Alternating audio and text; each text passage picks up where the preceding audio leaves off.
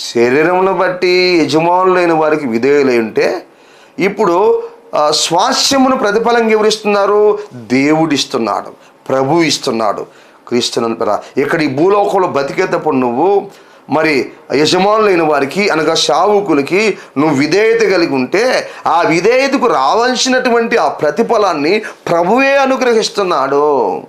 ఆ విధేయతకు రావాల్సినటువంటి మేలును ప్రభువే అనుగ్రహిస్తున్నాడు. ఇక్కడ విధేయత చూపించింది ఎవరికి? శరీరంను బట్టి యజమానులైన వారికి లేక సేవకులకి అనుకోండి పిల్లరా. ఇలా ఇక్కడ విధేయత చూపిస్తే ప్రతిఫలం వివరిస్తున్నారు. పరలోకం నుంచి ప్రభు ప్రతిఫలం ఇస్తున్నాడు, పరలోకం నుంచి ప్రభు సహాయం చేస్తున్నాడు, పరలోకం నుంచి ప్రభు తన కార్యాన్ని జరిగిస్తున్నాడు. పిల్లరా ఇక్కడ విధేయులై ఉంటే అక్కడి నుంచి సహాయం వస్తుంది, ఇక్కడ విధేయులై ఉంటే పరలోకం నుంచి నీకు సహాయం వస్తుంది. ఈ భూలోకంలో నువ్వు ఉండగానే ఆ మేలుని నువ్వు పొందుకుంటావు, ఆ సహాయాన్ని నువ్వు పొందుకుంటావు. క్రీస్తునందు ప్రియ దేవుని బిడ్డలారా గమనించండి.